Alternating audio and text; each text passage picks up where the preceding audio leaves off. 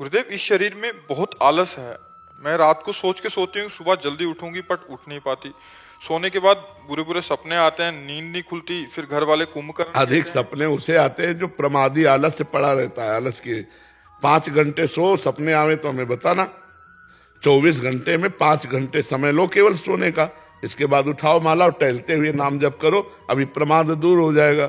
अब ऐसे तो फिर बहुत लोग हैं ऐसे। आजकल हम सुना है कि रात्रि के 2 बजे सोते हैं और सुबह 9 10 बजे तक सोते ही रहते हैं, फिर उठते हैं।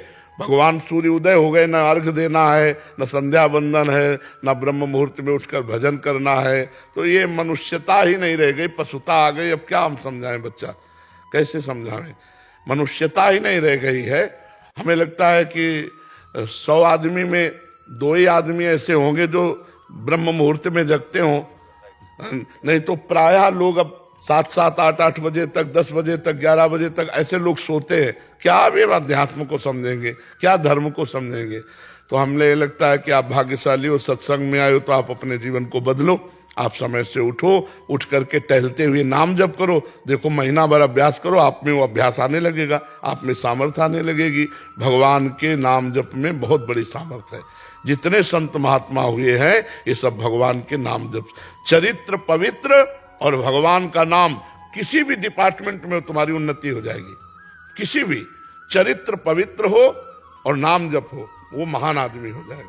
चरित्र भ्रष्ट हो, भगवान से विमुख, तो कितनी भी उन्नति करो अंततोगत्वा शून्य है, कुछ नहीं है तुम्हारे जीवन में। महाराज जी, जीवन में दुख आता है तो सबसे पहले भगवान याद आते हैं, परंतु जब सुख आता है तो भगवान बाद में याद आते हैं। तो जीवन में सुख दुख कोई भी स्थिति हो तो हमें सबसे पहले भगवान स्मरण आए, ऐसी स्थिति कैसे प्राप्त होगी? अभ्यास। ऐसा नहीं कि दुख है तो तुम सबसे पहले भगवान की याद करते हो, ऐसा हम नहीं मान सकते कि दुख आया और भगवान को। द्रौपदी जी इतनी महान भक्ता, दुख आया तो पहले पति याद आए, फिर भीष्म जी आदि धर्मात्मा पुरुष, फिर अपनी बाजुओं का बल, फिर दांतों का बल, फिर द्वारिकाधीश का बल, फिर प्रभु को पुकारा। तो अगर ऐसी स्थिति है कि दुख आते ही सीधे भगवान में मन गया तो फिर सुख का कोई महत्व ही नहीं है। वो एक क्षण भी विस्मरण नहीं कर सकता। ऐसी स्थिति का साधक एक क्षण भी भगवान का विस्मरण नहीं कर सकता। तद विस्मरणेन परम व्याकुलते, भगवान का विस्मरण होने पर उसे परम व्याकुलता का अनुभव होगा। तो बच्चा, अभी हमें प्रश्न सही जमा नहीं। दुख में सीधे भगवान का स्मरण जिसका होगा, ऐसे भक्त का निरंतर भगवत स्मरण होगा, और ऐसे भक्त का सांसारिक सुख का कोई मात्रा ही नहीं होगा। ब्रह्मादिक के भोग सब विषम लागत ताई, नारायण ब्रजचंद की लगन लगी है जाए। बच्चा अंदर से अभी प्रश्न कर तो दिया, लेकिन अंदर से स्थिति नहीं है। अभी किसका प्रश्न है? हाँ, अभी अंदर से स्थिति नहीं है। ये शब्द केवल प्रश्न के हैं, स्थिति नहीं है। क्योंकि स्थिति जो होती है वो उसका तारतम्य अलग होता है। समझ पाए बच्चा? अभ्यास करो, भगवान नाम जप का ऐसा अभ्यास करो। त्रिभुवन की राज्य लक्ष्मी देने पर भी जो आधे क्षण के लिए अपने प्रभु का विस्मरण नहीं करता, वो महाभागवत है। कौन सा सुख संसार का ऐसा है जो हमें भगवान का विस्मरण करा दे? इसका मतलब अभी हमारे अभ्यास की कमी है। दुख में सीधे भगवान की स्मृति किसी महान भागवत की होती है। 1 2 बार की बात नहीं, निरंतर की बात कह रहा हूं। दुख आया और सीधे भगवान का कृपा प्रसाद आया, वो भक्त ऐसे समझता है तेरा किया मीठा लगे। वो सीधे दुख आया और सीधे भगवान में, तो वो स्थिति होती है, वो अभी नहीं है आप में।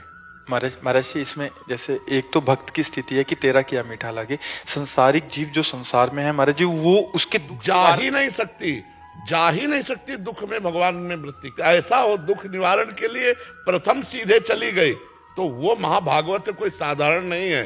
पूरा प्रयास कर लेगा, हाँ, तब वो भगवान में जाएगा। ऐसे इनकी क्या बात है? द्रौपदी जी यज्ञ कुंड से पैदा हुई है, और गजराज गजेंद्र जब स्वयं मेहनत कर चुका, उसके साथी हाथी हाथिनियां भाग गए। जब देखा कि अब मेरे में बल नहीं रहा, कोई बचाने वाला नहीं रहा, तब हरि को पुकारा।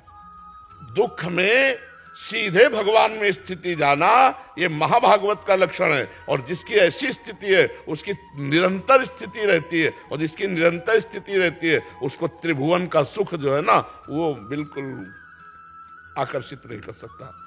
ब्रह्मादिक के भोग सब विषम लागत ताहे, नारायण ब्रजचंद की लगन लगी ही जाए। बच्चा अभी अभ्यास करो, नाम जप का अभ्यास करो। प्रश्न बहुत उत्तम है, लेकिन धरा आपकी वो है नहीं। क्यों बच्चा? निरंतरता में स्थिति नहीं है, तो इसलिए निरंतरता की स्थिति को लाइए।